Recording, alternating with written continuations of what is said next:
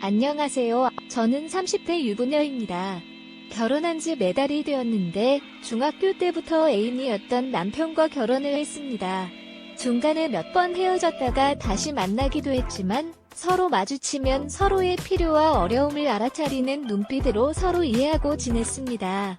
서로 마주치면 서로의 필요와 어려움을 알아차리는 눈빛으로 서로 이해하고 지냈습니다. 주변에서는 만남이 길면 결혼하지 않을까 걱정하는 말이 많았지만 우리는 그런 일 없이 잘 지냈습니다. 심지어 남편이 군대에 있을 때도 같이 있을 때보다 더 애틋하게 지냈죠. 결국 우리는 예상했던 대로 결혼을 하게 되었습니다. 애틋하게 지냈죠. 결국 우리는 예상했던 대로 결혼을 하게 되었습니다.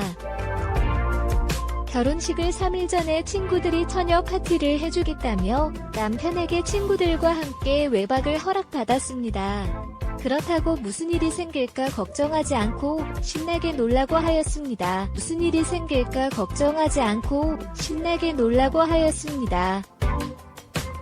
저는 물론 친구들과 함께 즐겁게 놀다가 어느 순간 외국인 남자들이 많이 있는 이태원 한복판에서 큰 침대에서 흑인 남자 2명과 관계를 가지게 되었습니다. 이런 일이 처음이었지만 자극적인 기분을 느끼고 즐길 수밖에 없었습니다. 그렇게 불타는 일탈은 끝이 났고 친구들에게는 비밀을 지켜달라고 부탁했습니다. 없었습니다. 그렇게 불타는 일탈은 끝이 났고 친구들에게는 비밀을 지켜달라고 부탁했습니다. 친구들과 함께 불타는 시간을 보낸 경험 때문에 믿음이 생겼습니다. 그래서 몇 일 후 예정대로 결혼식을 올렸고 신혼여행도 다녀왔습니다. 신혼부부처럼 맛있는 음식을 먹고 관광지를 둘러보면서 세상 누구보다 행복한 시간을 보냈습니다. 음식을 먹고 관광지를 둘러보면서 세상 누구보다 행복한 시간을 보냈습니다. 그리고 남편과 처음으로 피임을 하지 않고 관계를 가졌습니다. 며칠 전 일탈을 했던 것이 기억이 났지만 남편과 함께한 시간도 나쁘지 않았습니다. 저희 부부는 연애 기간도 길었고 나이도 있어서 아이가 생기면 바로 낳기로 결정했습니다. 연애 기간도 길었고 나이도 있어서 아이가 생기면 바로 낳기로 결정했습니다. 그런데 신혼여행을 다녀온 지 몇 주가 지났을 때 감기 기운 등 몸이 아파졌습니다. 약을 챙겨 먹으려고 했는데 남편이 임신이 아니냐고 물어봤습니다. 설마 하는 마음에 임신 테스트기를 해보았더니 2줄 주된 신이 나왔습니다. 설마 하는 마음에 임신 테스트기를 해보았더니 2줄 주된 신이 나왔습니다. 남편과 함께 산부인과를 다녀와서 임신이 확실하다는 결과를 받았습니다. 남편은 너무나 행복해했고 저도 그때는 좋았습니다.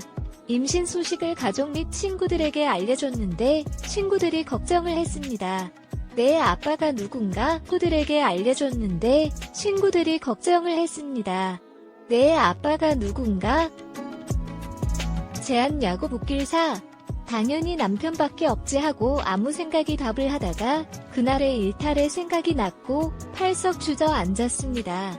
남편과도 연애할 때 술김에 몇 번의 피임 실수가 있었지만 임신이라는 것이 쉽게 되지 않는 것이기에 일탈의 그날도 큰 걱정 없이 잊고 있었습니다. 임신이라는 것이 쉽게 되지 않는 것이기에 일탈의 그날도 큰 걱정 없이 잊고 있었습니다.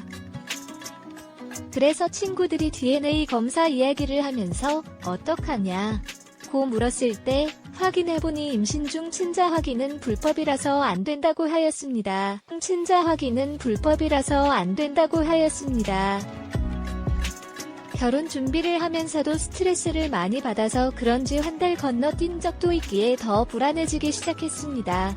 친구들은 그날 같이 놀았던 사람들이 한국인이 아니라 흑인이기에 남편의 아이가 아니라면 그 아이는 흑인으로 태어날 가능성이 매우 높다는 걱정을 하였습니다. 아이가 아니라면 그 아이는 흑인으로 태어날 가능성이 매우 높다는 걱정을 하였습니다. 그렇게 된다면 출산과 동시에 남편 위에 아이가 아닌 것을 바로 알게 될 것이고 그 후에는 어떻게 이야하진 생각을 해보니 머리가 해졌습니다. 지금이라도 저런 상황을 만들지 않기 위해 유산을 해야 하나 생각하다가도 아니야. 날짜를 따져보니 남편의 아이가 맞는다. 유산을 해야 하나 생각하다가도 아니야. 날짜를 따져보니 남편의 아이가 맞는다. 고 마음의 안정을 찾아가고 또 혹시나 아니면 어떡하지 등등 그렇게 고민한 지 벌써 몇 개월이 되었습니다. 지금도 하루에 수십 번씩 5만 가지 별 생각이 다 들고 있지만 아무런 결론도 내리지 못한 채 시간만 보내고 있습니다. 생각이 다 들고 있지만 아무런 결론도 내리지 못한 채 시간만 보내고 있습니다. 잘 먹고 행복한 마음으로 태교를 해야 할 시기인데 입맛은 하나도 없고 어찌할 바를 모르겠습니다. 최악의 경우엔 토하기 일수이며 잠도 편히 자지 못하고 있습니다. 하루하루가 점점 더 어려워져만 가고 있어서 남편께서는 심하게 걱정하고 계십니다. 하루가 점점 더 어려워져만 가고 있어서 남편께서는 심하게 걱정하고 계십니다. 그러나 차마 솔직하게 말을 하지 못하고 역시 이 글을 지워야 하나 싶은 생각에 용기를 내서 산부인과 아까까지 갔지만 결국 되돌아왔습니다. 친구들도 빨리 결정을 내리라고 조언해주지만 나의 뱃속에 있는 사랑과 축복만으로도 충분하지 않을까요? 내리라고 조언해주지만 나의 뱃속에 있는 사랑과 축복만으로도 충분하지 않을까요? 그 아이가 왜 이렇게 자꾸 죽이라는 말을 들어야 하는지 답답하고 속상합니다. 특히 진료 중에 선생님께서 주수 대비 애가 크다고 하셨을 때 가슴이 철렁합니다. 차녀 파티를 한 것도, 클럽을 간 것도, 그것도 이태원으로 간 것도 모든 것을 원망하고 그렇게 행동한 나 자신이 매우 후회됩니다. 또 그것도 이태원으로 간 것도 모든 것을 원망하고 그렇게 행동한 나 자신이 매우 후회됩니다. 친구들은 차녀 파티를 준비해 주었지만 제가 술에 취한 나머지 정신을 차리지 못하는 내 잘못입니다. 정신을 차리더라도 거절을 했어야 했는데 그 자극이 뭐였는지 제가 미쳤던 것 같습니다. 써야 했는데 그 자극이 뭐였는지 제가 미쳤던 것 같습니다. 어떻게 이해해야 할까요?